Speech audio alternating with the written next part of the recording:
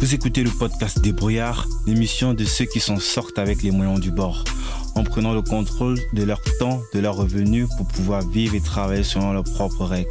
Chaque semaine, discutons entrepreneuriat, productivité, technologie, philosophie et psychologie avec des personnalités exceptionnelles. Pour ceux qui écoutent pour la première fois, si ce podcast est quelque chose qui vous plaît, alors je vous serais très reconnaissant d'en parler autour de vous rendre sur Apple Podcasts ou toute autre application de podcast de votre choix et me laisser une évaluation. C'est ce qui m'aide le plus. Aujourd'hui, je suis avec Jackie Chang. Jackie est le fondateur de Paris Fashion Shops. Bonjour Jackie, est-ce que je peux te demander de te présenter? Avant, déjà, j'aimerais te féliciter parce que tu es le vainqueur de la BFM Academy. On va en parler tout au cours de l'épisode de ce que c'est et des grands enjeux, de ce que ça représente et de l'impact que ça a eu sur la suite de l'histoire de Paris Fashion Shops. Donc, Jackie, tu peux te présenter? Bonjour Guy, merci pour ton invitation tout d'abord. Et pour la présentation, on va dire que moi, arrivé en France à l'âge de 10 ans. J'ai commencé très jeune dans l'activité entrepreneuriale en créant une société à l'âge de 20 ans dans la maroquinerie, dans la fabrication de la maroquinerie. Et pendant pratiquement 20 années, j'ai été fabricant et fournisseur pour ces boutiques de détail, boutiques indépendantes en centre-ville, en France et à l'étranger. Ces 20 années de métier, je dirais que m'ont quand même appris pas mal de choses. Et nous avons lancé une plateforme marketplace B2B pour les professionnels de la mode en 2016. Il y a 3 ans maintenant, il y a 3 ans et 1 mois précisément. Et tu parlais à l'instant du concours de la BFM Academy. C'est un peu l'aboutissement de ces 3 premières années de travail sur le projet Paris Fashion Shops, qui est une aventure avant tout humaine et une aventure humaine extraordinaire. Pendant je dirais, ces 3 années où on a quasiment ce qu'on appelle dans l'univers de start-up traversé ce qu'on appelle la vallée de la mort. Écoute, l'aboutissement de ces 3 premières années, ça s'est traduit par ce magnifique concours de la BFM Academy où j'ai eu la chance de remporter ce concours en tant que lauréat 2019 de la saison 14 de BFM Academy. Ouais, pour que les gens comprennent bien, est-ce que tu peux un petit peu dire ce que ce concours représente en fait? Parce que c'est pas juste un concours standard comme on a l'habitude de le voir en termes de visibilité, en termes d'opportunités. Est-ce que tu peux un petit peu expliquer aux auditeurs de quoi il est question, la BFM Academy, le concours de la BFM Academy? Alors, BFM Academy, BFM Business organise chaque année ce concours qu'ils appellent le concours de la BFM Academy où tu as 500 candidats, sociétés en top qui postulent pour justement participer à ce concours. Sur ces 500 candidats, il y a 65 candidats qui sont retenus pour pitcher. C'est déjà la première étape au mois de mars. Moi, j'ai eu cette occasion-là d'être retenu parmi ces 65 candidats pour pitcher, pour présenter ta société, ta start-up. Et une fois que le pitch est fait, il y a une sélection par BFM Academy, par les 4 jurys, les 4 membres du jury, pour sélectionner 12 candidats pour aller à la demi-finale. Et ces 12 candidats traversent une épreuve, je dirais, de compétition. À partir de ça, les 4 coachs choisissent déjà, chaque coach choisit préalablement 3 candidats sur lesquels on passe la demi-finale et le coach choisit finalement un qu'il va accompagner pour aller à la finale. Et la finale s'est passée le 24 juin. Et cette finale où il y a eu quatre finalistes, Et sur ces 4 finalistes, bon, moi, ça passe en direct à la télé et ça permet aux différents finalistes de bénéficier déjà d'une visibilité en termes de la télé sur BFM et sur la radio BFM Business.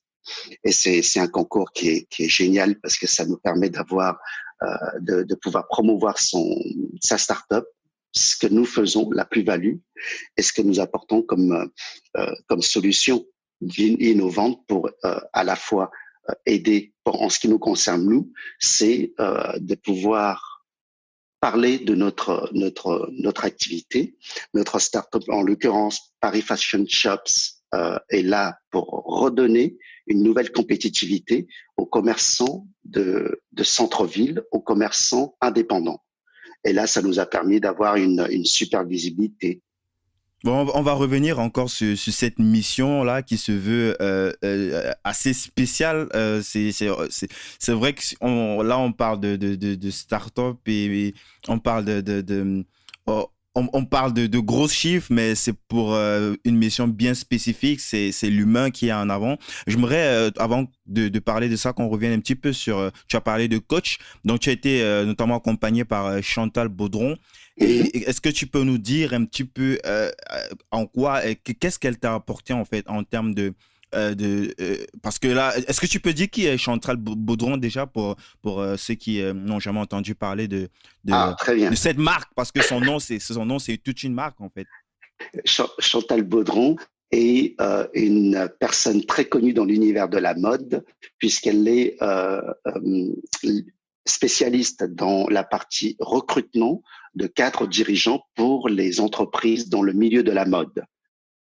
Elle a accompagné beaucoup d'entreprises connues, de grands noms, et ça fait depuis une 40aine d'années qu'elle fait ça. Elle a son cabinet de recrutement. Elle est aussi la première femme business angel en France à investir dans des startups.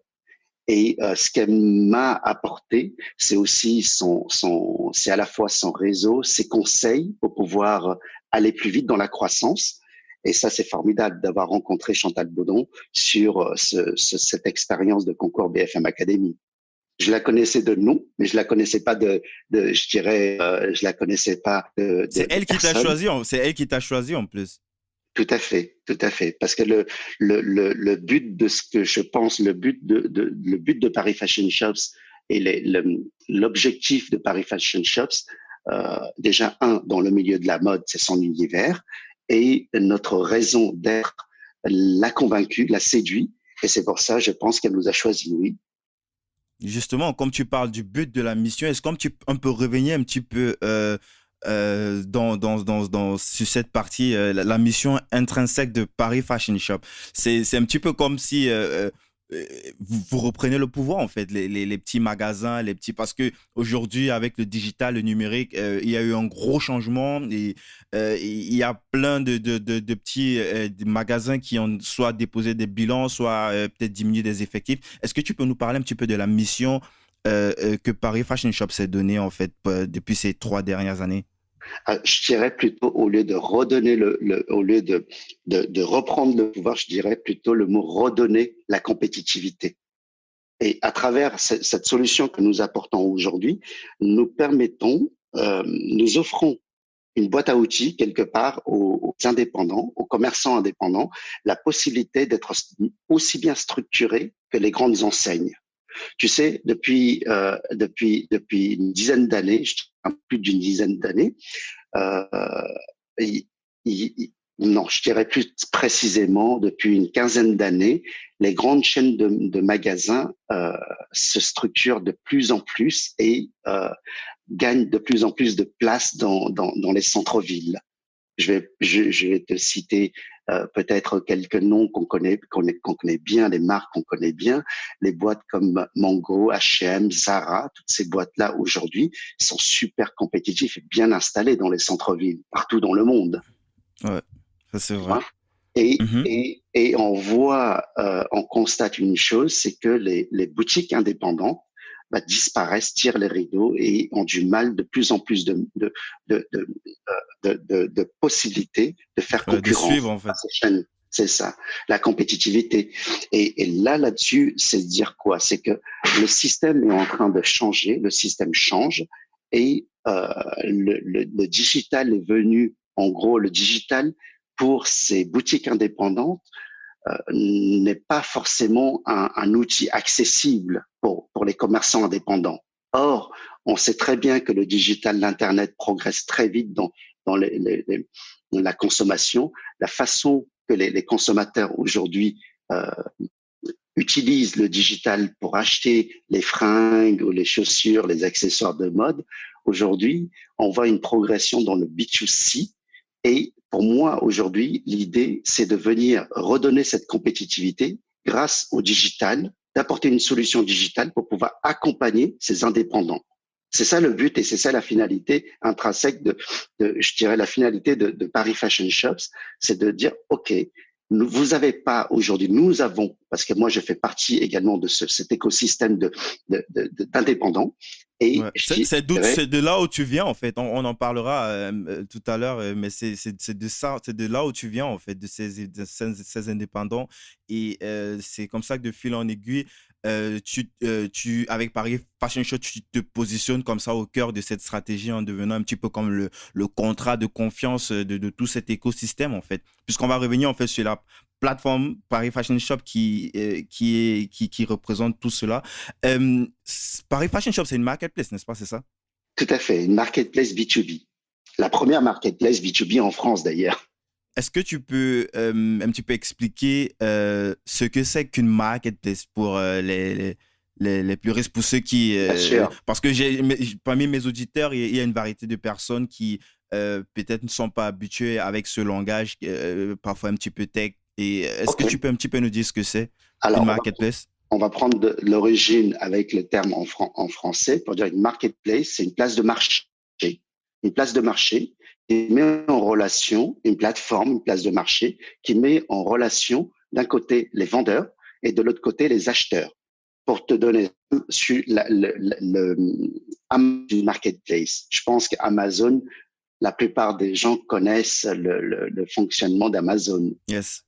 Amazon est une marketplace en B2C et Amazon permet aux multitudes de marques, de vendeurs de pouvoir proposer leurs produits à vendre sur la plateforme Amazon et à nous, en tant que consommateurs particuliers, de pouvoir s'approvisionner, de pouvoir acheter les produits sur Amazon et Amazon est là pour sécuriser la transaction aussi bien du côté de vendeur que du côté d'acheteur.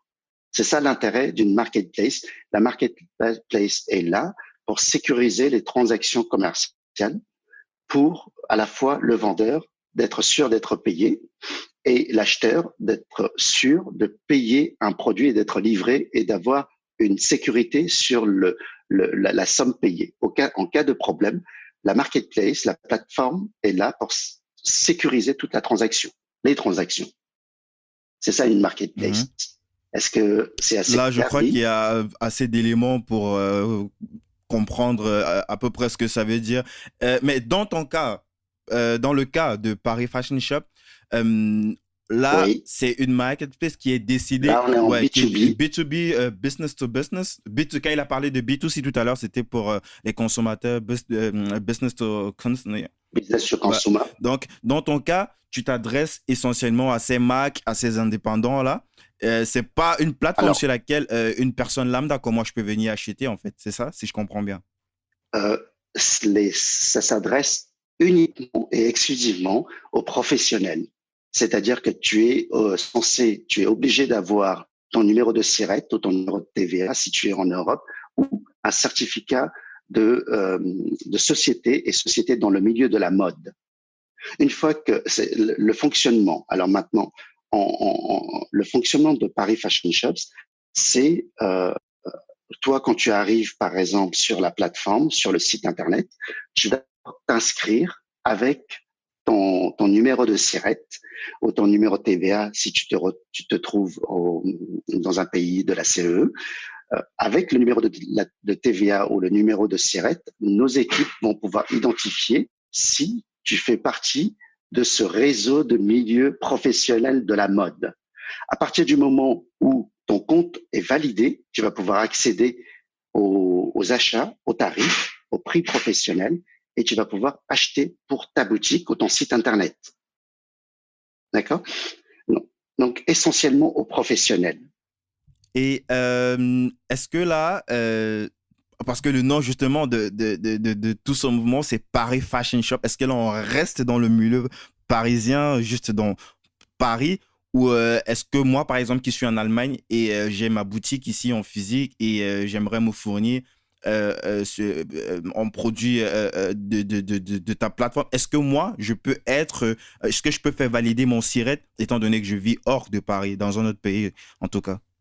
Alors, pour te donner la définition du nom Paris Fashion Shops, nous avons appelé Paris Fashion Shop parce que pour moi, Paris, c'est un peu la capitale de la mode française et la capitale également de la mode dans le monde entier. Fashion, c'est parce qu'on s'adresse essentiellement et exclusivement à la clientèle de la mode. C'est l'univers dans lequel on est. Et Shops, pourquoi nous avons créé cette plateforme? C'est dédié aux magasins en France et dans le monde entier. Donc, Shops, pour répondre à ta question, c'est que Paris Fashion Shops regroupe les fournisseurs avant tout parisiens, c'est-à-dire des fournisseurs, ce qu'on appelle les fournisseurs parisiens. Sentier était très connu pour avoir une quarantaine d'années d'existence, avoir fourni le monde entier en produits mode. D'accord? Yes. Donc, tu peux partout, tu peux avoir une boutique partout dans le monde. Nous sommes capables de te délivrer où que tu sois dans le monde. Excellent. Jackie, on a fait les choses un petit peu à l'envers, contrairement à ce que j'ai l'habitude de faire dans l'émission. Oui. Comment est-ce que tu en es arrivé là? Tu viens d'où déjà?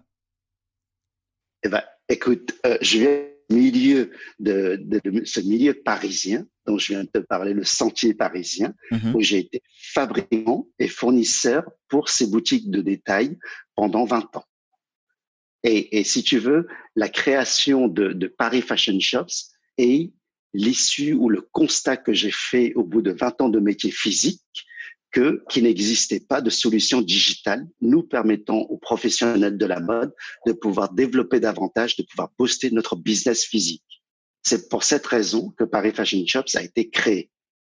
Est-ce que avant ça, comment est-ce que tu tombes en fait dans ce milieu de la mode parce que la marocaine, est-ce que tu peux nous, d'où vient, est-ce que tu étais influencé peut-être par, je sais pas, la famille ou des amis, ou est-ce que tu as fait quoi comme étude déjà? C'est pas insultant, hein, c'est pour essayer de voir d'où tout ça vient, ton orientation, comment tu tombes dans ce milieu un petit peu complexe en fait, parce que c'est pas évident. Aujourd'hui, ça fait plus de 20 ans que tu es dans ce milieu-là, tu maîtrises un petit peu les choses, mais c'est assez complexe quand même. Il y a plein de petits éléments qui entrent en compte.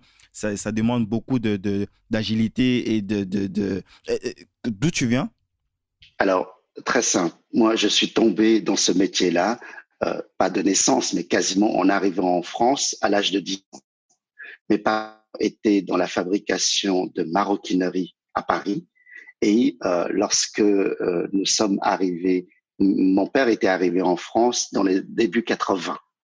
Et je suis arrivé avec mes frères et ma mère en 84 à Paris, en France, à Paris. Et c'est à partir de là où mes parents avaient décidé d'ouvrir leur petit atelier de fabrication de maroquinerie à Paris, en plein cœur de Paris, dans le 3e arrondissement. Et c'est là où j'ai commencé, entre autres, je suis allé à l'école entre mes 10 ans et 20 ans, 10 ans à l'école. Et c'est là où j'ai appris le métier de la maroquinerie dans l'atelier familial parisien. Aujourd'hui, on appelle ces ateliers-là, on pourrait qualifier aujourd'hui de start-up. Mais quand il y a trentaine d'années, je dirais que on appelle ça un atelier de fabrication, ou un atelier. Des fois, certaines appellent ça atelier clandestin, alors que c'est un atelier qui est pignon sur rue et avec son numéro de SIRET et autre chose. Donc voilà. Mais quelque part, les appellations changent et on aurait pu appeler cet atelier que mon père avait fondé un start-up aussi, puisqu'il fabriquait de la maroquinerie. On était un atelier familial, on était pas très nombreux, hein, moins de 10 Essentiellement la personnes. famille ou il y avait d'autres personnes comme ça extra? La famille plus de deux, trois salariés. Tu vois, donc chacun intervient. Comme moi, quand je finissais l'école, bah, j'intervenais pour aider les parents. J'étais là pour bourrer les sacs, emballer les sacs, et au quotidien, on livrait. Pour ceux qui connaissent le sentier parisien, le côté rue du Temple et tout ça, bah, on livrait les grossistes qui étaient installés dans la rue du Temple, dans la rue des Gravilliers ou le sentier. C'est comme ça qu'on faisait au quotidien, et c'est ça qui reflète un peu la réactivité du métier de la mode parisienne. C'est-à-dire que tu passes ta commande aujourd'hui, bah, tes commandes vont être livrées demain ou après-demain ou lundi. Aujourd'hui, on est vendredi, bah forcément, ce sera livré lundi, quoi, dans ton magasin. Ouais. C'est le flux tendu. C'est le flux tendu. Au fait, les grandes enseignes n'ont rien inventé. La fast fashion, Paris, le Sentier, enfin, on avait tout ça dans l'ADN du Sentier. C'est la fast fashion. C'est ça la réactivité, l'agilité des fabricants et des créateurs dans le métier de la mode parisienne. Euh, on a parlé de marketplace dans sa partie mission, dans sa partie produit fini. Comment est-ce qu'on construit une marketplace aujourd'hui? Comment est-ce que tu as construit Paris Fashion Shop sur sa partie tech, sur sa partie technique? Alors, c'est un peu plus complexe, je dirais, pour ne pas dire très, très complexe. Une marketplace, c'est une multitude de vendeurs, multitude d'acheteurs. Un acheteur a la possibilité d'acheter chez plusieurs vendeurs à la fois. Nous avons en fait, en lançant la plateforme Paris Fashion Shops, nous avons créé à la fois en même temps 3 startups. Je vais t'expliquer pourquoi on n'a pas simplement créé une plateforme de mise en relation marketplace. On a créé au fait 3 marketplaces, 3 unités, 3 business en un pour être sûr de sa fonctionnalité et de son utilité. La Explique, première chose, parce que oui. justement, moi, je m'attendais à avoir juste deux entités, la partie les revendeurs et ceux qui viennent acheter, mais là, tu parles de 3. Tu vas probablement nous expliquer tout à l'heure, mais Oui. je vais peut-être anticiper. Est-ce que c'est parce que vous vendez aussi vous-même vos propres produits sur la marketplace? Alors, nous n'avons pas nous-mêmes nos propres produits. Nous nous sommes concentrés à uniquement être cette marketplace, cette plateforme de mise en relation. Ok. Nous avons plugué depuis 3 ans maintenant plus de 650 vendeurs, et nous avons plus de 100 000 clients inscrits sur la plateforme à aujourd'hui, professionnels. C'est ça qui permet cette transaction sans plus de 100 000 Constamment dans en le flux monde entier. tendu, avec un nombre aussi. C'est Bah, constamment en flux tendu, forcément, parce que là, ça doit être un trafic de malade. Ça doit être tout le temps. des centaines de colis qui partent au quotidien, que nos équipes regroupent. Tu vois, c'est pour ça que ce qui est important, c'est de souligner ce côté, ces 3 activités en même temps. La Ok. première activité, bien entendu, c'est la marketplace, la plateforme de mise en relation qui permet aux vendeurs et aux acheteurs de pouvoir se retrouver, Mhm. de faire du business. Yes. Je dirais la deuxième activité, c'est ce que j'apporte comme boîte à outils du côté des vendeurs. Du côté des vendeurs, ils ont cette boîte à outils de production digitale où nous digitalisons le catalogue physique. Ça, c'est vachement important parce que c'est ça qui permet d'avoir ce contenu en permanence renouvelé au quotidien. Il y a des centaines de produits au quotidien que tu viennes ce matin ou demain matin sur le site. Ces produits, les nouveautés sont renouvelées. Tu vois, c'est du renouvellement en permanence au fait sur le site. Donc, je m'inscris, je fais valider mon SIRET et mais pour tout ce qui est produit, c'est vous venez, vous faites les photos, vous faites des catalogues, des fiches produits. J'ai rien à faire en fait, moi le vendeur. Alors, toi, le vendeur, en tant que vendeur, toi, ce qu'on te demande de faire, c'est d'être bon sur les produits, d'être bon sur les prix, de garantir le prix le plus bas de ton magasin, de considérer que tu vas avoir une multitude de clients potentiels qui vont t'acheter tes produits et pouvoir vendre dans leur magasin. Mais si tu ne pratiques pas, au fait, on fait engager nos marques, nos vendeurs sur ce côté, ce qu'on appelle le contrat, ce que tu appelles aussi le contrat de confiance. Mhm. Ce qu'on appelle chez nous, c'est le contrat de bonne conduite, la charte de confiance. Mhm. D'accord? Tu garantis tes produits qui soient de bonne qualité, tu garantis que tes produits soient au bon prix. Et là, à partir de ça, nous allons, nos équipes, nos studios photos vont digitaliser tes produits et intégrer tes produits de façon instantanée pour que tes produits soient en vente immédiatement. Dès que tu as de la nouveauté, bah, tes produits sont en vente sur le site. Mais Tu vois, ça c'est le c'est une côté, grosse ça c'est la boîte à opportunité, ça. outils. En Parce plus, que c'est gratuit. Tu comprends? ça coûte une blinde de faire tout ça par soi-même si il y a cette Bien sûr. possibilité.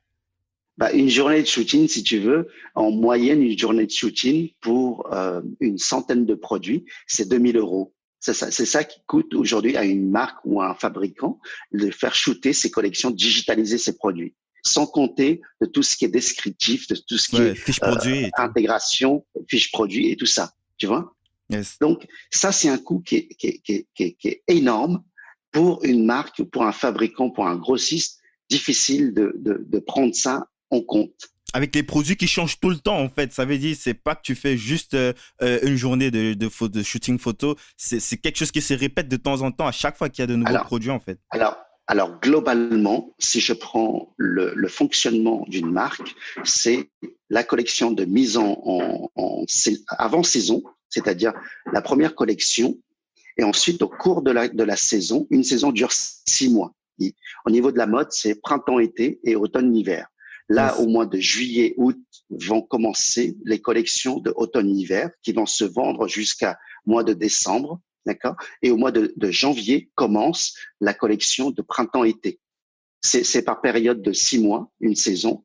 Et sur cette base-là, nous commençons là déjà à vendre de l'hiver, de l'automne-hiver pour les boutiques. Ça veut dire que ces marques aujourd'hui ont déjà la pré-collection de automne-hiver qui vont être dans les magasins déjà, qui sont déjà dans certaines boutiques branchées ou dans certaines boutiques, en même temps que les boutiques sont en train de solder leur collection de printemps-été, mettent en avant les nouveautés automne-hiver. C'est ce qu'on appelle les pré-collections. Et là, aujourd'hui, beaucoup de détaillants, beaucoup de boutiques indépendantes aujourd'hui, en France ou dans le monde entier, approvisionnent la nouveauté. Ça veut dire que sur le site aujourd'hui, si tu es inscrit, si ton inscription est confirmée, tu as la possibilité aujourd'hui d'accéder déjà à cette pré-collection. C'est un avantage. Au lieu d'attendre les salons pour aller acheter sur les salons physiques, ou attendre que les représentants ou les commerciaux passent te voir dans ta boutique pour pouvoir te présenter les collections, le digital permet d'accélérer tout ce process à moindre coût. C'est-à-dire que toi, tu as une boutique aujourd'hui en Allemagne, en France, en Belgique, en Suisse, au Canada, aux États-Unis ou n'importe où dans le monde, tu as la possibilité en quelques clics de pouvoir accéder à ce catalogue de ces multitudes de créateurs, de marques, de fabricants, de grossistes, de pouvoir commander et être livré en instantané. C'est ça la force de Paris Fashion Shows, tu vois. Mm-hmm. Alors, moi, je t'ai parlé de la boîte à outils ou le côté production digitale de contenu catalogue. Ça, Yes. c'est la deuxième activité.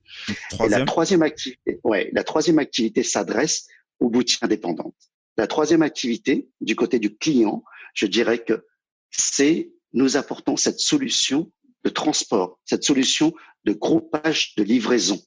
Ça veut dire quoi? Ça veut dire que à la fois c'est économique et à la fois c'est écologique parce que nous permettons justement de consolider les commandes en une seule fois et de pouvoir expédier. Économique parce que le client final, le client va payer beaucoup moins cher ses frais de port, ses frais de transport. Ouais. Et également écologique parce que au lieu d'expédier chacun de son côté, une dizaine d'envois, nous allons grouper ta commande chez une dizaine de fournisseurs, tout en un, ouais. Tu vois, en un, pour que ça soit moins cher pour toi en tant que client et en même temps que ça arrive chez toi en une seule fois.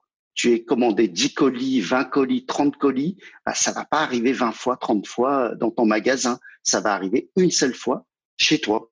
Même si Tu tu vois? l'as pas commandé, même si tu as commandé peut-être un colis aujourd'hui et demain un autre colis, ça sera toujours regroupé ou... Je sais pas Ah, si tu vois ce non, que je veux dire. c'est pas pareil. En général, les clients, ils font, ceux qui ont compris le système et l'avantage de passer commande sur Paris Fashion, bah, je dirais qu'il va passer en moyenne une commande par semaine. D'accord? Il Ouais, va passer ce qu'il va proposer, en réalité, c'est de dire à ses clients, à ses propres clients qui sont les consommateurs, qui sont les particuliers qui viennent acheter dans sa boutique, c'est de dire, écoutez, je vais pouvoir, moi, vous offrir chaque semaine de la nouveauté, créer créer de l'attractivité dans son magasin. Qu'est-ce qui fait le succès de ces grandes enseignes, je dirais les noms que je t'ai cités tout à l'heure? Ce qui fait le succès de ces grandes enseignes, c'est de pouvoir renouveler toutes les 2 semaines, tous les 10 jours, les collections. Et c'est de pouvoir proposer à leurs clients en quelque sorte une exclusivité de leurs produits puisque les collections sont renouvelées, sont pas recommandées. Il n'y a pas de réassort sur leur collection. Ils vont renouveler en permanence les nouveautés.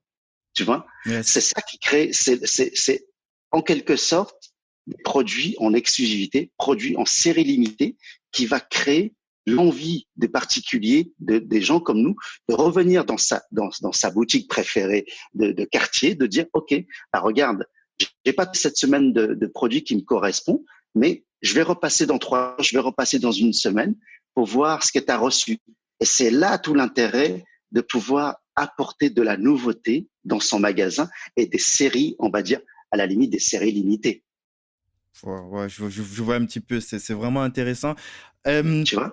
mais c'est très compliqué quand même de faire un truc comme ça, peut-être sur un Magento. J'imagine que vous avez votre propre tech. Comment est-ce que ça fait On a beaucoup développé, on a développé Ah, de vous êtes A à parti Z. de zéro, quoi.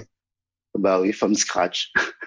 Pouah, parce Parce que, que... si tu veux, il n'y a aucune solution, il n'y a aucun CMS existant capable de faire ça au niveau tech. Ouais. D'accord?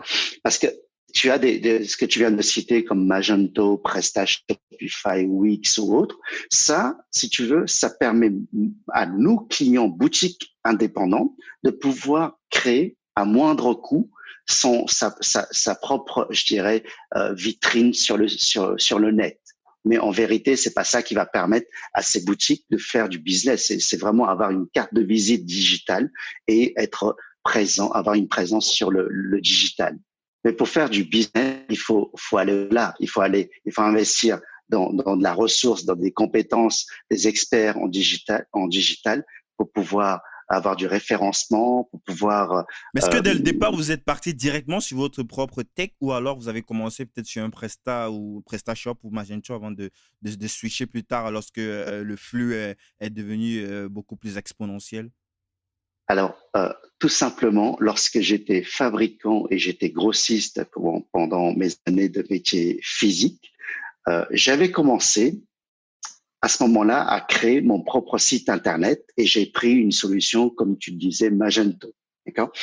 J'avais fait créer par un webmaster un site internet B2B et B2C. B2B pour les professionnels, pour mes clients qui sont des boutiques, et B2C pour vendre directement sur internet aux particuliers ou aux consommateurs.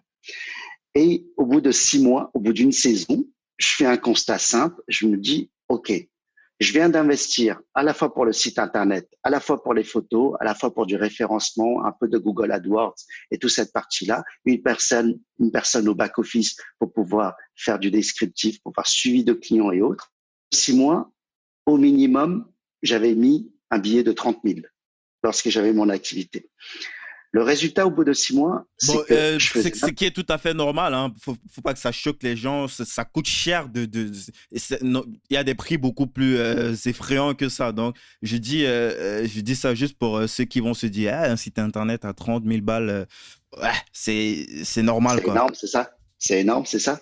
Euh, Bah, tu pour sais, certaines personnes, ça peut être énorme, mais je veux dire, c'est oui, normal. Ça coûte. mais, mais Peut-être en on même va parler de temps, ta propre techno. J'imagine que là, ouais, on va au-delà de peut-être 150 ou 200 000 balles. Donc, c'est normal, alors, en fait. Ça coûte cher. C'est normal. alors, chose qui est très simple, c'est qu'on a l'impression qu'en ayant un site internet, on va toucher le monde. et que les sites internet, finalement, c'est gratuit, ça se monte très facilement et autres. Sauf que une fois que tu as créé ton site, même ton site internet, je parle des personnes qui pensent que en prenant une solution, on va dire free sur internet, beaucoup de possibilités, Wix ou Shopify ou PrestaShop, Magento, autres CMS, on a l'impression que on va toucher le monde entier. Mais finalement, au bout de 3 mois, au bout de 6 mois, on est vite désenchanté parce que, imagine, prends juste un exemple. Ton boulanger du quartier, il n'a pas investi 2 euros pour être la meilleure boulangerie de quartier. Il a investi dans du dur, il a investi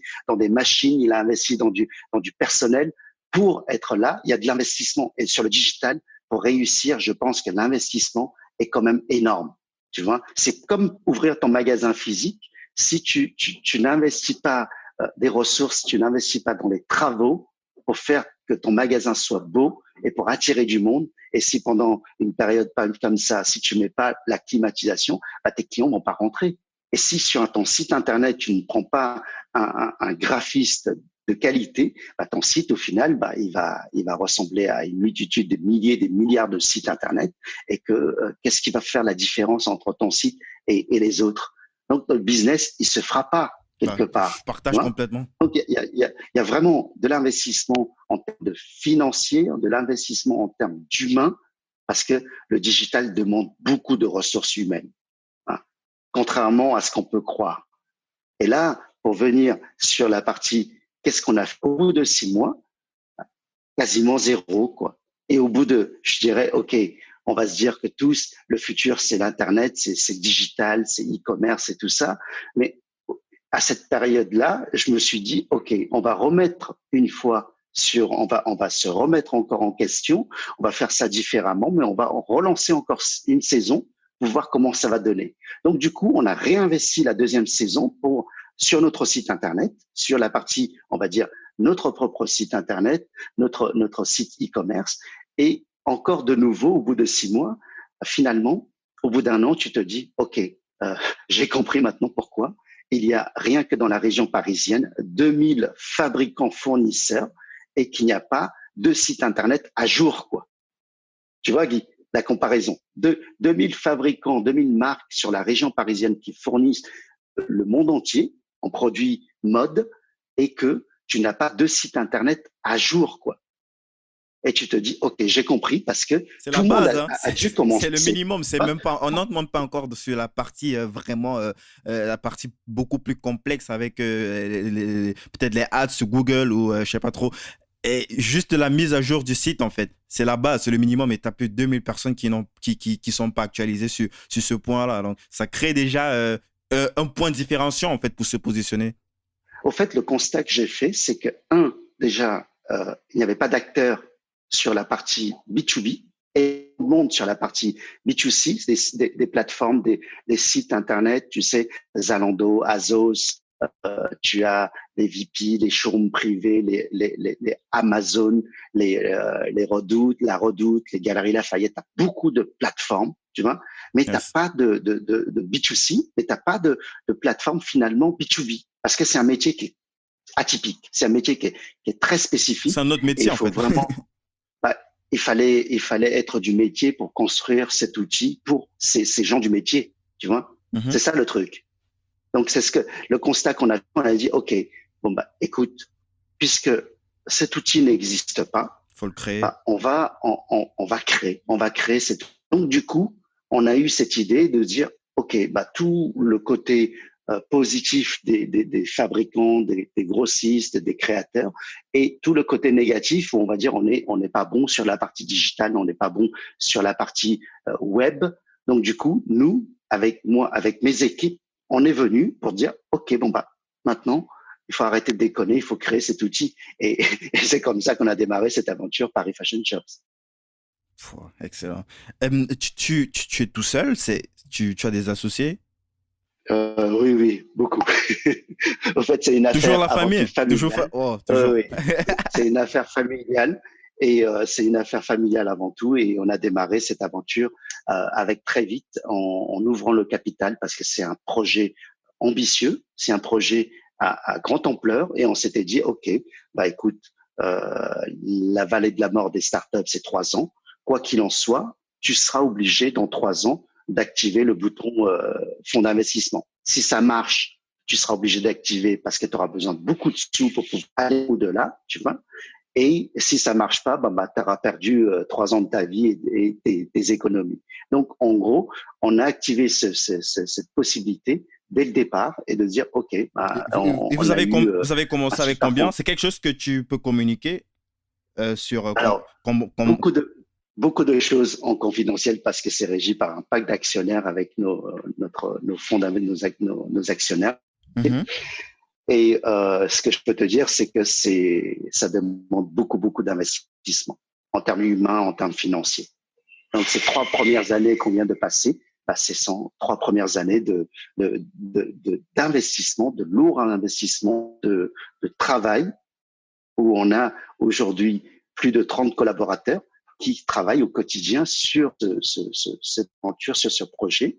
Et les résultats sont là aujourd'hui. Mm. Heureusement. Moi, j'ai autour de moi plein de personnes comme ça, des potes ou des connaissances en moi qui ont lancé des startups et puis je vois généralement quelques mois après, ils sont dans une optique où ils veulent faire des levées de fonds et tout. Toi, qu'est-ce que tu dirais, par exemple, dans ton cas, quand est-ce que on se trouve dans une phase où on devrait faire une levée de fonds? Pourquoi, à quel moment est-ce que tu t'es dit je vais faire et pourquoi je vais faire une levée de fonds? Lorsque tu fais une levée de fonds, en général, c'est pour accélérer la croissance ou accélérer la tech ou les recrutements pour pouvoir aller plus vite. Je dirais que avant tout, lorsque tu lances ton business, le but en soi, c'est pas d'aller chercher des levées de fonds, si je peux me permettre. Le but en soi, c'est de faire en sorte que ton business soit viable et que ton business puisse aboutir à quelque chose d'intéressant. Mais avant, il y a je dirais beaucoup de jeunes entrepreneurs. Je sais pas, est-ce que au lieu de faire vraiment ce que tu sais faire ou ton ADN, l'ADN de ton projet et de ce que tu veux lancer, moi je dirais concentre-toi à travailler que d'aller chercher plutôt les fonds, à lever des fonds parce que ça demande beaucoup d'énergie aussi d'aller chercher des fonds, d'aller Ouais, de préparer des pas. decks, des speeches Et et ce tout. temps-là, tu le perds au profit d'autres choses qui n'est peut-être pas forcément bon en la matière. Non. Mais est-ce que tu aurais des signaux comme ça que toi tu penses que ce sont des trucs, des trucs forts qui te disent que là tu as un truc qui marche et peut-être pour traverser, pour passer ce dip en fait entre le moment où tu n'es pas encore sûr de ton projet et le moment où tu commences à toucher des centaines et des milliers de personnes. Est-ce que tu as des signaux comme ça que tu pourrais donner aux gens pour par exemple, qui ont des startups ou qui ne Yeah. savent pas, qui n'arrivent pas à se décider, qui savent pas si c'est utile, quoi, parce que c'est pas tout le monde. Il y en a plein de startups, ils sont très, ils atteignent des levels très, et puis ils n'ont pas forcément fait de levée de fonds. Pour les autres, je sais pas, mais pour mon cas, je dirais que le constat simple, c'est OK, tu as fait un BP qui va être sur 3 ans ou 5 ans ou tout ça pour ton business. Le plus simple, c'est de dire, OK, tu as prévisionné peut-être 100 clients qui vont adhérer à ton business. Au lieu de faire 100 clients, casse-le en 10, quoi. Je dirais qu'en réalité, tu vas avoir 10% maximum de ce que tu as prévu de faire. Donc, attends-toi à traverser cette vallée de la mort, quoi, de 3 ans, quoi qu'il en soit. Tu vois? Et ça, Ouais, prépare-toi avant, je dirais. Parce qu'autrement, ouais. tu vas être découragé ou tu vas être déçu. Mais si tu te prépares à l'avance et tu te dis, OK, j'ai prévu qu'il va avoir, j'en sais rien, en tout cas dans notre métier à nous, c'est un marché globalement qui est de 150 milliards annuels en France dans le métier de la mode, tu vois. Mais en même temps, tu te dis, OK, si tu arrives à toucher 10% de cette clientèle-là, c'est 15 milliards. Quelque part, tu vas dire, OK, si tu as prévu de toucher 10%, casse encore en 10, tu vas toucher peut-être 1%. Et si tu arrives à toucher déjà 1% de ce marché-là, c'est déjà énorme. Tu vois.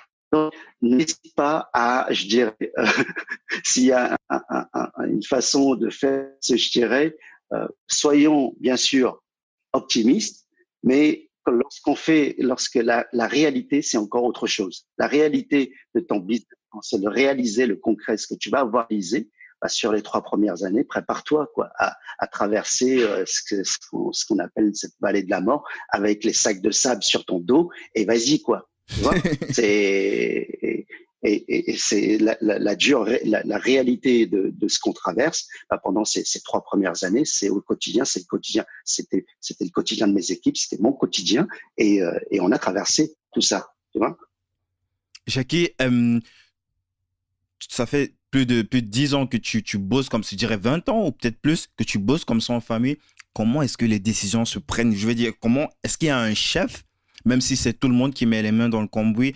Comment est-ce que comment vous vous concertez? Ça doit être, je sais pas, je m'imagine ça doit être un petit peu complexe ou pas, ou peut-être je me fais de fausses idées. Comment vous faites pour prendre, parce que parfois, tu sais, dans les startups en général, tu connais, tu es dans le milieu, il y a des décisions qui doivent être prises très, très rapidement, en fait. Et c'est là, s'il faut passer par peut-être par des votes ou par Ouais. que chacun doit donner, ça devient un petit peu complexe, quoi. Il y a parfois une forme de dictature, généralement. Comment vous vous faites entre vous, en famille? Où t'as Ouais, sorti le chef du village et la dictature. Ouais, Non. ouais, moi je prends un autre cas, c'est comme ça chez nous, c'est comme ça que ça se passe, quoi. Il y a un chef de famille Ah et ouais. c'est lui qui donne le cap et puis les autres ils suivent, quoi. Il y a un capitaine et Ouais. puis tout le reste ils suivent, c'est comme ça. Et puis Bah, je sais pas. au fait, on est beaucoup en mode, je dirais, cerveau collectif. Tu vois, pour moi, c'est plus un travail de co-développement lorsque tu as ta famille, tes équipes. C'est plus un cerveau collectif où tu brainstormes avec l'ensemble de l'équipe. C'est plus une équipe, je dirais, les gens soient de la famille ou qu'ils ne soient pas de la famille. On a pour nous ce côté cerveau collectif et on réfléchit ensemble. C'est du co-développement, tu vois. Et ça nous permet d'avancer bien plus vite, d'avoir une cohérence dans les choix. Bien sûr, il y a un capitaine à bord. Le capitaine, bon, bah, j'ai pris cette place de capitaine pour pouvoir diriger ce navire, mais en même temps, c'est une concertation avec mes équipes, avec toute l'équipe pour avancer, pour dire, OK, est-ce que c'est un bon choix, pas bon choix? Il y en a d'autres qui vont dire, OK, bah, ça, peut-être qu'en faisant de cette façon-là, on avancerait peut-être plus vite, tu vois? Et ça, il faut intégrer. Je pense que quand tu as un mindset qui est beaucoup plus ouvert, ça te permet d'avoir plus de choix et plus de possibilités et donc plus de chances de réussir. Et ça, on a toujours fonctionné de cette façon-là. Et j'ai une question peut-être un peu plus drôle. Comment ça se passe peut-être à la maison? Est-ce que c'est tout le temps les conversations juste Paris Fashion Shop, Paris, le business, est-ce que ou parfois les conversations sont un petit peu plus légères, vous parlez d'autres choses? Parce que là, un business familial Ah, comme ça doit être, j'imagine peut-être 80% du temps juste le business en fait. je Ou je me dirais leurre. même plus que 80%. Mais bon, à la famille, à la maison, je dirais que j'ai mon épouse Rebecca qui travaille avec moi depuis plus de 20 ans. Ça fait 20 ans de mariage, donc ouais, c'est ça. 20, je dirais même 26 ans de quasiment de vie commune et avec à la maison. Tu peux pas éviter quand tu travailles en famille, J'imagine. ça, tu peux pas éviter les conversations bah, que ce soit le soir ou le matin. Ou bon, on a la chance que chacun s'occupe de son département, si tu veux, Mhm. tu vois, et que même si on bosse ensemble, chacun s'occupe de ce qu'il sait bien faire. Ça veut dire que on a chacun son service à gérer et que finalement, bah, quand on s'assoit ensemble en réunion, bah, c'est pour discuter globalement de la stratégie globale et de dire bon bah comment on avance. Mais quelque part, c'est encore une fois du cerveau collectif. Donc à la maison, on prend à la limite, on prend du plaisir quoi, à échanger là-dessus. C'est des sujets de développement, des sujets. Euh, bah, ça peut aussi être moins drôle aussi des fois, hein, tu sais. Ouais, j'imagine, ça doit Du haut peut-être un et petit du peu bas, clasher, il y en a pas. en Ouais, étant aussi. bienveillant, mais clasher un petit peu quand même. Exigence et bienveillance, ouais, c'est le mot Ouais. d'ordre de la maison. Oh, on est presque à 1 heure là. Oh, j'ai encore quelques questions, mais j'accélère rapidement avant que. Je t'en Euh, prie. euh, euh, revenez un petit peu sur la BFM Academy, ce concours. Je sais qu'il y avait des gens comme par exemple, je crois que c'est Cyril Pierre de Gaillard, les Ouais, concurrents. c'est ça. Comment ça se passe entre vous, entre les autres? Parce que c'est clair, Paris Fashion Shop, c'est quelque chose c'est gros, c'est beau, le projet, ça parle en fait. Mais Hmm. les autres projets étaient aussi très intéressants. Bien sûr, bien sûr. Et On je me avait demande, comment? qu'est-ce que vous aviez comme relation avec, ce sont des collègues, ce sont des concurrents, comment ça se passe? euh, on, on va dire que concurrent, non. On est dans la compétition. Tu vois, on était dans la compétition.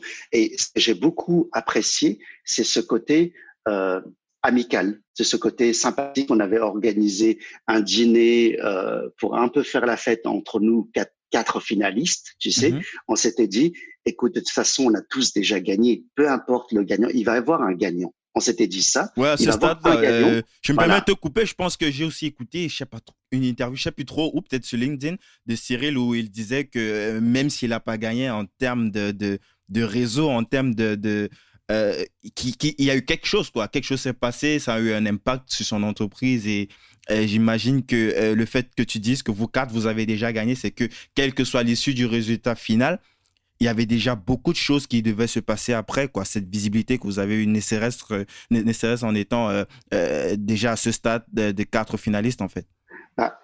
Quand il y a des gens sympathiques autour de toi et qu'on partage la même conviction entrepreneuriale, on s'était dit, OK, les gars, on va faire la fête, quoi. C'est ça le truc, tu vois.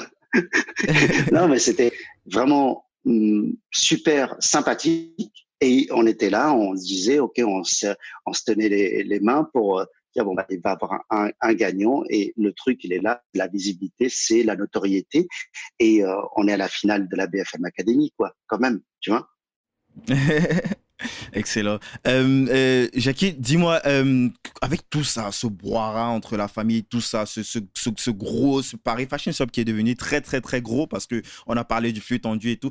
Comment tu fais, comment tu t'organises, comment tu fais pour mettre tout ça en place entre ce que tu as à faire chaque jour, la famille, le boulot. Comment tu t'organises tu utilises des applications, tu as des to-do list comme ça. Tu peux nous partager un petit peu ta façon de bosser au quotidien? Il y a un process en route. Il y a un process. On est encore tout petit, hein, Guy. On n'est pas, même si tu vois, pour toi, quand tu dis, OK, c'est la famille, c'est le développement et tout ça, mais finalement, on est une toute jeune start-up qui a 3 ans. Tu vois, qui vient de traverser cette vallée de la mort et elle a 3 ans. Et aujourd'hui démarre à travers BFM Academy l'étape 2 pour moi, qui est l'étape de commencer la communication, commencer aussi à rentrer sur la phase 2 du côté marketing, du côté. Ouais, ouais, Ouais, je te coupe parce que en parlant de communication, je crois on s'était parlé ouais, en off. La première fois qu'on s'est appelé, tu m'as dit avant, c'était ta première fois. Tu n'avais pas fait de télé, tout était nouveau. T'es arrivé et puis on bah te tend oui, le micro et puis. bah oui. Pendant, Est-ce que tu peux parler un petit peu de ça, tes premières interviews en télé? regarde, pendant 20 ans où j'étais dans le métier physique, où je fabriquais et fournissais des boutiques indépendantes et les chaînes de magasins, bah, pendant ces 20 années-là, bah, j'étais un petit peu avec ma casquette de dire, bon, bah, je fabrique et je livre mes clients, tu vois. Ouais. Ensuite, pendant les 3 premières années de Paris Fashion Shops, bah, ce qu'on a fait, c'est que tête baissée, on a pédalé pendant 3 ans pour pouvoir consolider l'offre. Les 650 vendeurs, les 650 fournisseurs, bah, c'est ce qu'on a fait pendant 3 ans pour rendre l'outil viable. Et là, aujourd'hui, démarre justement cette troisième année et on se dit, OK, bon, bah, c'est à travers BFM Academy, c'est à travers aujourd'hui la presse qu'on va pouvoir montrer ce qu'on a produit pendant ces 3 années. Moi, je viens du terrain, je suis quelqu'un de, je pense, assez concret et pragmatique. Quand je n'ai pas un résultat tangible, je ne vais pas le présenter. Donc aujourd'hui, j'estime qu'au bout de 3 ans de travail avec toute l'équipe, j'estime qu'on a quelque chose de concret et qui est aujourd'hui viable, tu vois. Et c'est là où on se dit, OK, bon, bah, démarrons, et c'est aussi notre dernière occasion parce que BFM Academy, il y a des restrictions, il faut pas faire il faut pas dépasser 3 ans d'existence, il faut pas dépasser une certaine taille, tu vois. Et là, bon, on se dit, OK, on tombe pile dedans. Et c'est l'occasion aujourd'hui d'aller cocher cette case de BFM Academy. Mais lorsque j'ai envoyé ma candidature, bien sûr, on rêve tous de la victoire BFM Academy, d'être lauréat de cette saison, mais quelque part, le premier pitch ou la première fois au mois de mars où la journaliste Laure Closier m'a interrogé, j'étais vraiment, j'avais les mains humides, tu vois, j'étais pas à l'aise parce que j'ai jamais communiqué auparavant. Et quand je suis arrivé là, je me dis, OK, bon, ça y est, t'es passé l'étape du pitch et que finalement, le quart de finale ou la demi-finale ou la finale, on va te poser des questions sur ton business. Ton business, tu le connais depuis 25 ans, t'as pas à avoir les mains moites ou machin, tu sais qui va, quoi. Hein. Quand on parle de ton métier, de ce que tu as fait pendant 25 ans, ça y est, c'est le quotidien, c'est les conversations entre potes. Bon, c'est une conversation comme ce que nous avons là maintenant. Et là, on dit, OK, bon, là, tu es à l'aise, des poissons dans l'eau, quoi. Tu vois? Ouais, et c'est surprenant parce que quand on regarde en fait en vidéo, en télé, la façon dont tu t'exprimes avec une telle sérénité, on dirait que tu l'as fait toute ta vie en fait. Et c'est ça qui était surprenant. Je pense que je te l'ai dit aussi en off. Vraiment, moi je pensais que tu avais eu l'habitude de faire des télés, quoi. Il y a une sérénité avec laquelle tu t'exprimes et tu es convaincu de ce que tu dis en fait. On sent que on est convaincu en fait. Ça nous parle complètement, quoi. Tu sais, Guy, moi je dis toujours, quand tu parles avec ton cœur, les gens te comprennent. C'est ça le truc. Ça fait 25 ans que je suis dans ce métier, plus 10 ans où je suis arrivé, j'ai baigné dans l'affaire familiale de mes parents. Ça veut dire que ça fait 35 ans que je suis dans ce métier, quoi. Et si tu sais pas parler avec ton cœur, il faudrait changer de métier. Moi, je sais pas faire autre chose. En tout cas, à part ce métier-là, je sais pas faire autre chose. Tu vois? Donc, c'est ce que je parle, ce que je donne aujourd'hui, je parle de mon métier, de ce que je sais faire, de ce que j'ai appris pendant ces 35 ans. Et ce que j'explique, c'est tout simplement mon métier. Voilà. Et je pense que c'est beaucoup plus simple lorsque tu viens parler avec le cœur ouvert et tu parles aux gens avec ce que tu sais faire. Voilà. Tu me demanderais sur autre sujet ou autre chose. Je te dirais, Guy, interroge d'autres personnes, quoi. Ouais, donc tu as dit qu'il y a des process qui sont en train d'être mis en place vu que vous êtes sur une autre phase maintenant, niveau communication, et j'imagine qu'il y aura donc des process de productivité et d'organisation qui vont s'intégrer à tout ça. Surtout de recrutement, parce que c'est un métier, on a besoin énormément de ressources humaines, tu vois. C'est très simple, c'est que tu veux grossir, tu dois avoir une qualité en termes de service, parce que finalement, on vend rien, on vend pas de produits. Nous, ce qu'on apporte, c'est un service, une plateforme, avec la partie service de digitalisation, tu vois, avec la partie service logistique. Mais le SAV aussi, service après-vente et tout ce suivi de clients, de feedback. Bien sûr. Tout ça, c'est du service. Et le service, c'est humain. C'est l'humain derrière. Et le défi et le challenge à mettre en place, c'est de dire, OK, il faut avoir les bonnes personnes derrière pour que ces bonnes personnes puissent, tu sais, expliquer, puissent apporter cette qualité de service à nos clients, aussi bien les vendeurs que les clients boutiques. Tu vois, c'est d'accompagner nos clients à pouvoir développer mieux leur business. Et ça, tu as besoin d'avoir des experts derrière, au bout du fil, au bout des claviers, au bout de en face de ton ordinateur. Tu as besoin de l'humain. C'est pas les machins qui vont te dire, OK, t'appuies sur ce bouton et tu vas. Non, c'est la personne derrière avec son téléphone et dire, écoute, tu as développé ton business comme ça, Guy, et tu veux te développer comme ça. Moi, ce que je vais te dire, c'est que je vais pouvoir te donner, toi, Guy, tu as ton magasin, de te donner la possibilité de créer ta propre chaîne de magasins, finalement. Parce que je vais t'apporter une centrale d'achat digitalisée. Cette centrale d'achat digitalisée, au lieu que tu montes, toi, une centrale d'achat à Paris ou pour faire du sourcing, pour faire les achats, pour contrôler la qualité, ce travail-là, c'est le travail qui est fourni par Paris Fashion Shops et toutes ses équipes. Tu vois?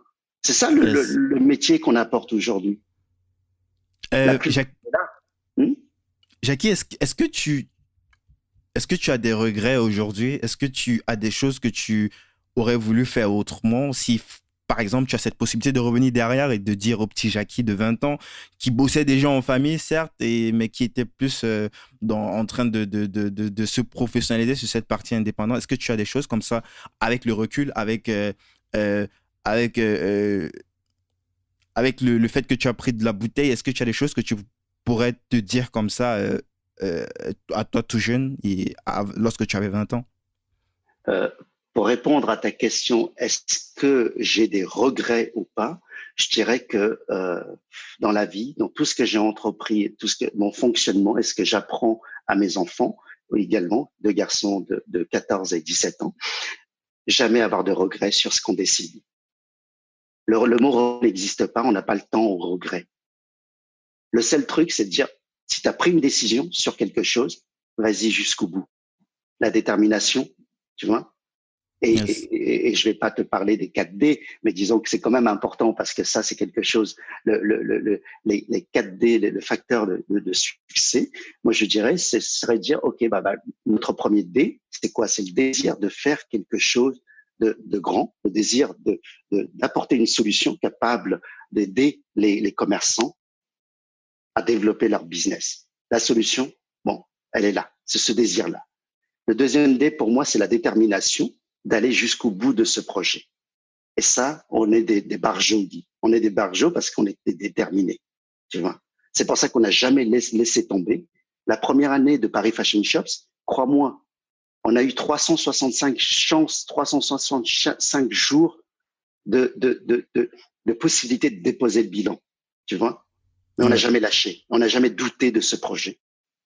Le troisième D pour moi, c'est le dévouement. Et justement, tu recommences jusqu'à ce que ça marche. Et le quatrième D pour moi, c'est la discipline. C'est ce qui vient souder les trois premiers D. Tu vois, c'est le ciment des trois premiers D.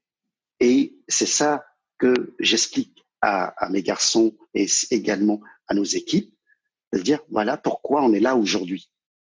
Si on est là aujourd'hui, c'est qu'on a respecté ces 4 D et au quotidien, ça fait partie un petit peu de notre trajectoire et dire voilà, pourquoi on cogne et pourquoi on est arrivé à sortir justement la tête hors de l'eau au bout de 3 ans, quelle boîte aujourd'hui est rentable et qu'on passe à l'étape 2.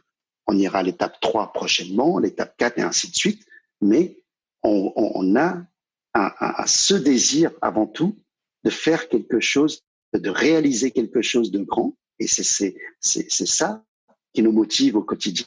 Et c'est ça qui, tu te dis, OK, bon, go, quoi. Mais il n'y a pas de place pour le regret, forcément. Excellent. Est-ce que tu as des bouquins comme ça que tu recommandes souvent? Peut-être un en particulier qui t'a marqué? Jim Collins, de la performance à l'excellence. De la performance à l'excellence. On va bien sûr mettre en description pour ceux qui s'intéressent. Tu sais, il y a une question. Et également du même auteur, Bâtir pour durer. Ça, Bâtir pour durer. Top. Tu sais que sur Facebook, il y a une question qui pose souvent en interview là. Que ferais-tu si tu n'avais pas peur? Est-ce que ça te parle? Qu'est-ce que toi tu ferais si tu n'avais pas peur? Tu vas me dire que tu n'as peur de rien. Que ferais-tu si tu n'as pas peur? Si tu n'avais pas peur, ouais. J'imagine que chacun a au fond de lui forcément une grosse peur qui l'empêche peut-être de faire des trucs les plus fous. Tu sais, avoir des doutes, c'est normal, Guy. Et avoir peur, je pense que c'est aussi normal. Les doutes, ou tu peux qualifier ça de doute ou de peur, tu sais, quand tu te poses ces questions lorsque tu traverses cette vallée, tu vois, tu te poses des questions quand même. Est-ce que tu as fait le bon choix en tant que chef de famille? Est-ce que tu as fait le bon choix en tant que chef d'entreprise? Est-ce que en tant que dirigeant d'entreprise, tu as fait ce bon choix d'aller dans cette direction-là? Tout ça, ce sont des choses où je dirais, cette peur, ce doute ou cette crainte, tu gardes ça en toi, quoi. Tu vas pas l'exprimer, tu vas pas véhiculer ces doutes vis-à-vis de tes équipes, c'est pas possible. Ça, quand tu es seul, tu te dis, OK, purée, c'est normal. Est-ce que j'ai fait le bon choix? On a tous des crédits à payer, des engagements, des ci et des ça, tu vois. Mais ça fait partie de la vie. Maintenant, Yes. je pense qu'il faut surmonter cette peur et dire, OK, bon, il faut y aller. De toute façon, ta vie, elle est là, hein. Qu'est-ce que tu perds? Finalement, c'est un pari. Paris Fashion Shop, c'est aussi un pari. C'est beau, wow. Hein, Tu vois? Le jeu de mots, il a réussi. Bah, Paris Fashion Shop, c'est un pari. qu'est-ce que je dirais même le pari de Pascal. Le pari de Pascal, c'est quoi? C'est qu'est-ce que tu perds à y croire. Moi, j'y Yes. crois, tu vois, Mhm. j'y crois profondément qu'on va y arriver, qu'on est en train de le faire, tu vois. Et en même temps, je me dis, bah, qu'est-ce que tu perds? Si tu n'y arrives pas, qu'est-ce que tu perds finalement? Tu vois? Mais qu'est-ce que tu as à gagner si tu y arrives? Et justement, en pensant Ouais. à ça, on se dit, OK, le verre à demi-plein ou à demi-vide, bah, vois-le à demi-plein, c'est mieux. Ouais, Restons optimistes. c'est facile de vite choisir là. Hein. Euh, C'est, le- il faut s'entourer des bonnes personnes et des personnes qui soient, tu sais, des personnes qui soient enthousiastes. Moi, je pense que c'est qui se ressemble, s'assemble. Et moi, pour moi, c'est vachement de m'entourer des bonnes personnes, des personnes avec des ondes positives. Tu vois, ça, c'est yes. important. Je partage complètement. Les possibilités sont tellement immenses. Comme tu l'as dit, tu n'es qu'à la phase 3, même si c'est déjà salué avec Phase tout ce 2, qui a été fait. phase 2, Phase phase 2, 2. pardon, phase 2. C'est à saluer parce qu'il faut aussi se réjouir des succès. Mais les possibilités sont tellement immenses. Il y a plein de choses encore qui sont possibles de faire. Je serais vraiment heureux, peut-être qu'on se fasse un follow-up, je sais pas, peut-être 6 mois ou un an après pour voir un petit peu Oui, à quel stade les choses se retrouvent. Euh, où est-ce- rendez-vous dans 3 ans, Guy. Ce sont Ah, des cycles de l'autre phase 3 de ans. Deep, quoi. Les cibles de 3 ans à chaque fois, quoi. OK. Non, c'est pas la phase de livre, je dirais, ce sont pour moi des cycles et tu te dis, OK, bah, pour que tu puisses voir si la boîte est viable ou pas, il te faut quand même 3 ans, tu vois.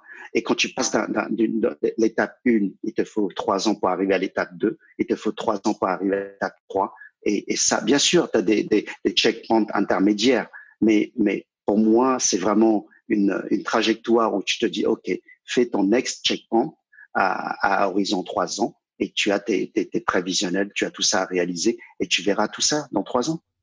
Top, top. Excellent. Ben, on se donne rendez-vous dans 3 ans pour les Bon, auditeurs, mais nous, on aura on le temps aura de se l'occasion croiser sur d'échanger LinkedIn et ouais, forcément, on aura le temps de se sûrement. croiser sur LinkedIn et tout ce qui se passe. Vu que tu partages régulièrement quand même à chaque fois qu'il y a quelque chose, il y a moyen de... Justement, en parlant de ça, où est-ce que les gens peuvent se rendre pour en savoir plus sur toi, sur ce que tu fais, sur ton travail, sur Donc, LinkedIn ou... LinkedIn, c'est là où je pense qu'il y a un suivi euh, sur tout ce que nous faisons, ce que nos events et ce qui se passe. Mon compte Ouais, il LinkedIn, y a aussi la page de Paris Internet, Fashion Shop sur bien sûr. LinkedIn. Donc, je vais mettre tous les liens en description. Comme ça, les gens peuvent aller un petit peu checker à chaque fois. Le site Super. internet aussi, même si il n'est ouvert que Au aux vendeurs professionnel, professionnels. Ouais. Mais vous pouvez aller c'est ça. checker, voir un petit peu ce qui se fait, les news et tout. Donc, Bah, pour tous tes auditeurs auditrices qui veulent se lancer dans le métier de la mode, nous sommes également en train d'organiser des événements autour justement de la partie pas podcast pour moi, mais ce seront aussi des, des peut-être tutos YouTube. Ça, on va le faire dès la rentrée de septembre pour pouvoir aider les jeunes entrepreneurs oh, pour c'est démarrer, très bien intéressant démarrer. ça. Tu vois, je te partagerai tout ça et on Mhm. échangera tout ça. Mais tout ça sera suivi sur nos réseaux sociaux et il suffit de nous ajouter sur les comptes Facebook, Instagram, euh, LinkedIn et le site internet, quoi. Ouais, on va On est mettre tous les présent. liens en description. Je pense que tu avais déjà eu organisé quand même un event. Non, je pense. Ça devait être pendant, pendant peut-être pendant le Fin d'année concours de dernière. BFM Academy. Je sais pas, tu avais organisé un gros truc avec plus de 100 personnes, si je ne me trompe pas. Ça, c'était fin d'année dernière sur le Ah, ok. thème du digital. Le digital, le mix entre le digital et le physique. Et on va le réorganiser encore cette année avec des experts autour de la table. Et ça sera aussi à la rentrée, septembre. Ah, c'est top. Dès qu'il y aura des liens dispo, je vais communiquer aussi sur mes propres réseaux. Merci beaucoup, Super, Jackie. super. Avant qu'on ne se sépare, j'ai une dernière chose pour toi. C'est un bouquin. Je sais pas si tu as checké un petit peu les épisodes. J'offre à mes invités, à chaque invité, un bouquin. Et Avec grand plaisir. pour toi, le bouquin que j'ai pensé, c'est un bouquin de Max Simoncini, que tu dois connaître, Oui, le oui. créateur de Le patron Mythique. hermétique, oui. Ouais, le titre, c'est Une vie choisie. Il revient un petit peu sur son parcours. C'est vraiment, c'est très inspirant. Je suis sûr que tu vas beaucoup adorer. Merci, Merci. merci beaucoup, Guy.